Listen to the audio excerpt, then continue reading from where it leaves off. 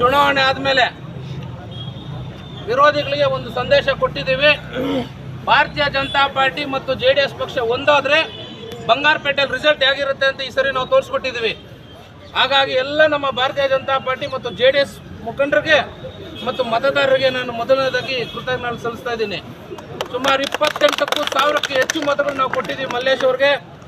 2 ಬಾರಿ ಮಲ್ಲೇಶ್ ಬಾಬು ಅವರು ಈ ಕ್ಷೇತ್ರದಲ್ಲಿ ಸೋತಾದ್ಮೇಲೆ 3ನೇ ಬಾರಿಗೆ ಪಾರ್ಲಿಮೆಂಟಿಗೆ ನಿಂತಾದ್ಮೇಲೆ 28,000ಕ್ಕೂ ಹೆಚ್ಚು ಮತಗಳು ಕೊಟ್ಟು ನಾವು ಇವ್ರನ್ನ ಗೆಲ್ಸಿದ್ದೀವಿ. ನಿನ್ನೆ ಯಾರೋ ಕಾಂಗ್ರೆಸ್ ಮುಖಂಡರು ಇಲ್ಲಿ ಮಾತಾಡ್ತಿದ್ರಂತೆ, ಏನಂತ ಭಾರತೀಯ ಜನತಾ ಪಾರ್ಟಿ ಮತ್ತು JDS ಮುಖಂಡರು ಓಟ್ ಹಾಕಿ ಮಲ್ಲೇಶ್ ಬಾಬು ಅವ್ರು ಗೆದ್ದಿಲ್ಲ, ಅನುಕಂಪ ಅಲೆಯಿಂದ ಗೆದ್ದುಬಿಟ್ರು ಅಂತ.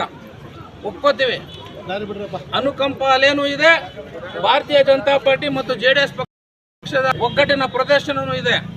ನಮ್ಮ ಮಾಜಿ ಶಾಸಕರು ಆದಂಥ ವೆಂಕಣ್ಣನವರು ಬರ್ತಿದ್ರು, ಅವ್ರಿಗೂ ಸಹ ಸ್ವಾಗತವನ್ನು ಬಯಸ್ತಾ ಇದ್ವಿ.